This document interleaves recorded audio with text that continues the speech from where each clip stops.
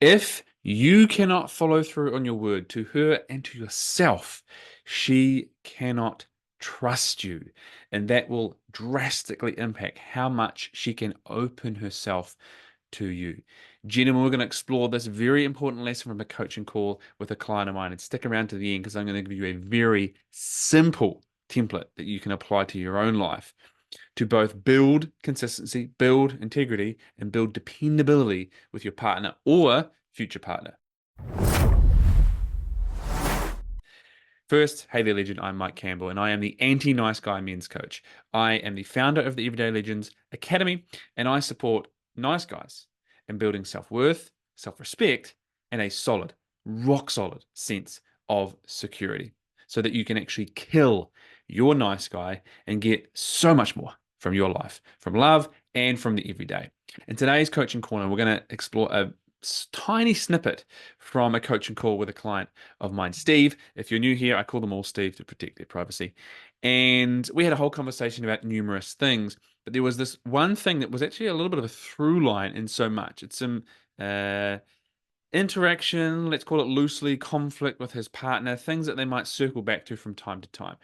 I'm going to give you the example of what was playing out for him in his life, and then the solution that we came up with, and the lesson for him that also will appeal and apply to you. I'll give the details. Let's not get too caught in the details. The content, the context is the most important thing. For a long time now, he has chosen to be sober and not drink for many reasons that we don't really necessarily need to get into, and we're not here to demonize or encourage or even talk about drinking per se, because that's not the point. It's what it speaks to beneath that, and this is where the problem arose. He hasn't drunk. He realizes it doesn't really serve him. He feels sluggish and shitty and crappy afterwards. He's a partner, he's a parent, he's a business owner. It doesn't support him in his pursuits where he's striving and taking, big action and doing big, bold, epic things. He's also a hunter, and he went away for a hunting weekend with a friend. And every year, traditionally, that was a weekend where they would go away hunting and they would have a few beers. And this year, he decided, you know what? I'm going to have a few beers. I'm going to take some mid-strength beers because I want to have the experience of enjoying a few beers with my mate. And I'm okay with that. And he shared that with his wife. I'm choosing to have a few beers. Away he went. He had some. She was texting him about it. I'm intrigued by your decision. How are the beers going? No judgment, but I'm intrigued. How are the beers going? No judgment. When he'd had a few and he shared that with her, he could sense the judgment coming through. Now, he shared that with her at the time, but also when he got back. In the 2 days after that, he felt a bit sluggish. Was it about the beer? Who knows? It doesn't matter. That's the point. He hadn't slept as much. He's very busy. Many things are going on to possibly lead to him feeling a bit sluggish. But the words that came from her were this: I thought that we had gone on this non-drinking thing together.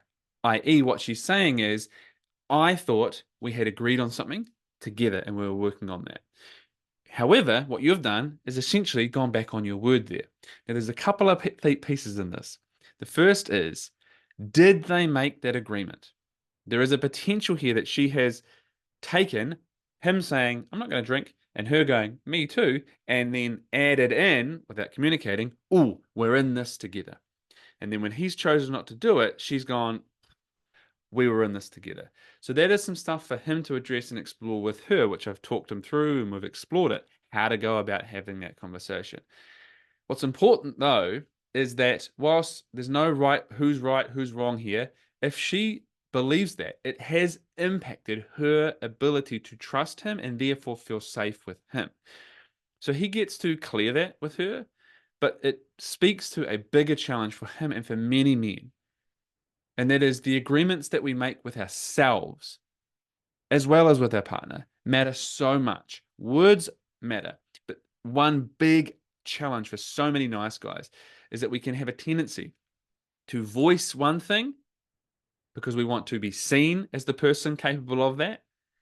We like the idea of what those words or the idea of what those words, will provide or how we will be seen because of those words, commitments, intentions, but not necessarily following through on them. Beautiful sounding intentions are worthless if you don't follow through on them. What we need to be able to do is then follow through on our words. That's what builds integrity and builds dependability. It builds trust and safety. And when she doesn't feel that she can trust you, she won't feel safe with you and she'll be closed off to you. There's no structure there for her to lean against. She won't ever feel truly held by you. So while she might have been extending that story in her own mind, it still impacted her ability to trust him and feel safe with him. So the path for him is to clear that peace and to pay attention to the promises and commitments that we make to ourselves that we also voice to our partner, and then following through on them. Because not following through on my own commitments to myself, and my wife witnesses that, that impacts how she sees me and how much she can trust me and feel safe with me. And so the invitation to Steve in this moment is to repair the piece about the drinking or not being on the same page. And because he's so flat out and he's started to let go of some of his strong habits that support him, to set commitments and intentions to things that benefit him and then to follow through on them.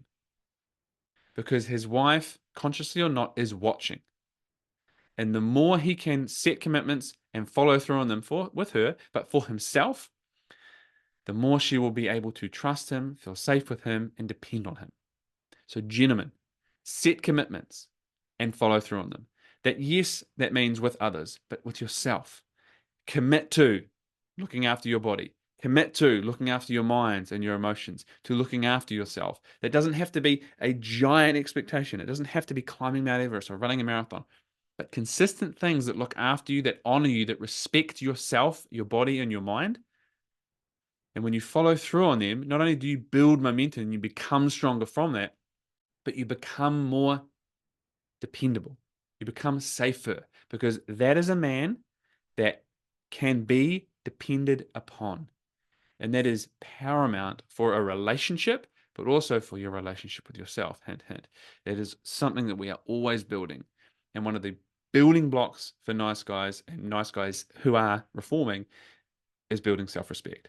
That has been today's lesson. Set commitments, follow through on them, watch your own self-respect build, and watch your dependability with others build. If you're new here, click subscribe. Most people who watch these don't, and you miss out on what comes next. We release these all the time. Ring the bell. You make sure you get notifications as soon as these come in. I have been Mike Campbell. Remember, nice guys, build that legendary integrity, build that self-respect, and become an unfuckwithable good man.